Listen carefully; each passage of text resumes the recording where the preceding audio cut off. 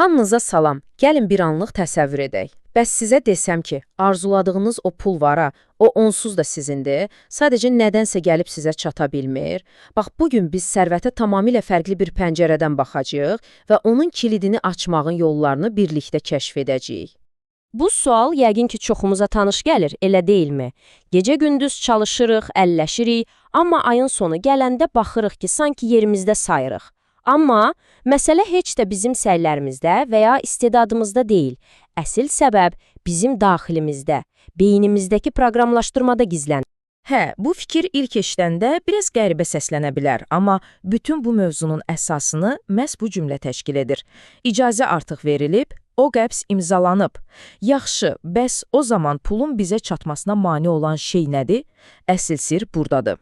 Gəlin ilk olaraq bunu aydınlaşdıraq. Problem nə sizin səyinizdədir, nə də şansınızda. Məsələ tamamilə başqa yerdədir. Əsl problem bizim kainata və ən əsası özümüzə göndərdiyimiz o gizli, şuuraltı siqnallardadır. Baxın, bütün məsələnin açarı budur. Kainat sizə istədiyinizi vermir. Kainat sizə olduğunuz şeyi verir. Yəni, o sizin daxili dünyanızın, dərin inanclarınızın və hisslərinizin sanki mükəmməl bir güzgüsüdür. Nə hiss edirsinizsə, onu da görürsünüz. Deməli, əsas məsələ budur. Sizin xarici reallığınız daxili vəziyyətinizin birbaşa təsdiqidir. Əgər şuuraltınızda daim bir qıtlıq hissi, narahatlıq və qorxu varsa, həyat sizə elə hadisələr gətirəcək ki, siz deyəsiniz ki, hə, bax, mən bilirdim ki, belə olacaq. İndi isə gəldik ən maraqlı yerə. Qazancımızın üstündəki o görünməz tavan, yəni bizim maliyyəvi kimliyimiz və ya öz obrazımız nə deməkdir? Gəlin baxaq.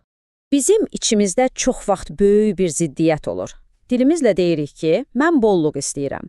Amma daxili kimliyimiz, yəni o dərin inanclarımız pıçıldayır ki, mən onsuz da çətinlik çəkməyə proqramlanmışam.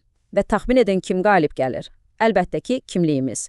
Çünki kainat bizim sözlərimizə yox, bizim kimliyimizə, bizim vibrasiyamıza cavab verir. Bu həqiqətən də inanılmaz bir şeydir. Özünü sabotaj etmək əslində bir xarakter zəifliyi deyil. Bu, beynimizin bir müdafiə mexanizmidir. Qəribə səslənir, eləmi? Amma beyniniz sizi naməlum bir rahatlıqdansa, tanış bir ağrının içində saxlamağı daha üstün tutur. Niyə? Çünki beyin üçün tanış olan hər şey təhlükəsiz demək. Bax, bu dövr lotereyada böyük puludan insanların niyə 1-2 ilə o pulu itirdiyini mükəmməl izah edir.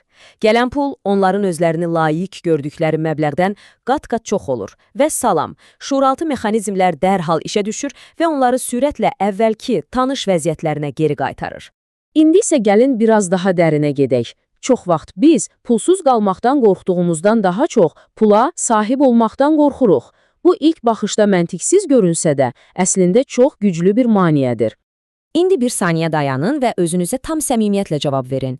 Bu cavab var ha, o sizin bütün şuuraltı proqramınızı üzə çıxaracaq. Pul axınınızın harada tıxanıb qaldığını məhz bu dürüst cavablar sizə göstərəcək.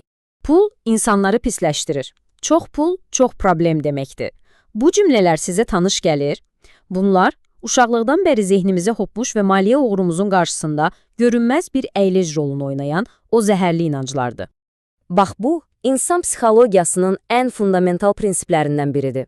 Ağıl bizi o komfort zonamızda, yəni tanış çətinliklərin içində saxlamaq üçün çox məharətli bəhanələr uydurur. Qorxunu adlandırır ehtiyatlılıq, durğunluğu isə adlandırır səbir.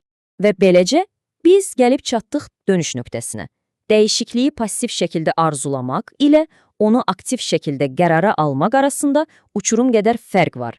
Fərq həqiqətən də çox böyükdür. Arzu etməyi heç bir risk daşımır, elə deyilmi? Amma əsl qərar geri dönüşü olmayan bir öhdəlikdir. Bu, sanki keçmişə aparan bütün körpüləri yandırmaq və o köhnə kimliyi tamamilə tərk etmək deməkdir. Bu həqiqətən də çox güclü bir fikirdir. Siz o həqiqi, sarsılmaz qərarı verdiyiniz anda, bütün qeyri-müəyyənlik sanki buxarlanıb yox olur. Və kainat sizə müqavimət göstərmək əvəzinə bu yeni, aydın istiqamətinizdə sizə dəstək olmağa başlayır. Deməli, qərar anı bir cəsarət partlayışı deyil. O, hərəkətsizliyin bədəli haqqında amansız bir dürüstlük anıdır. Yəni, artıq köhnə vəziyyət o qədər dözülməz olur ki, dəyişikliyin o naməlumluğu belə ondan daha cəlbedici görünməyə başlayır. Və nəhayət, gəldik praktik hissəyə. Bu yeni kimliyi necə həyata keçirəcəyik? Cavab, almadan əvvəl olmaq prinsipindədir. Baxın, bu ilk mərhələdəki o narahatlıq hissi çox vacibdir. Yeni davranışlar sizə qəribə, hətta biraz süni gələcək. İnsanların çoxu məhz bu anda təslim olur. Amma bir şeyi əsla unutmayın. Bu narahatlıq uğursuzluq əlaməti deyil. Tam əksinə, bu beyninizin yenidən proqramlaşdığının canlı sübutudur. Bu zaman cədvəli sizə bir növ yol xəritası verir. Unutmayın, dəyişiklik ani baş vermir. Bu bir prosesdir və ən çətin hissəsi nəticələri hələ görməzdən əvvəl prosesə sadiq qalmaqdır. Bu, bəlkə də bütün bu mövzunun ən vacib qaydasıdır. Sizin daxili dəyişikliyinizlə xarici nəticə arasında həmişə bir zaman boşluğu olur. Sizin yeganə, tək işiniz o boşluqda tərəddüd etmədən yeni kimliyinizə sadiq qalmaqdır. Məhz bu sarsılmaz ardıcıllıq reallığı sizin lehinə dəyişməyə məcbur edəcək. Bu sitat bütün söhbətimizi mükəmməl şəkildə ümumiləşdirir.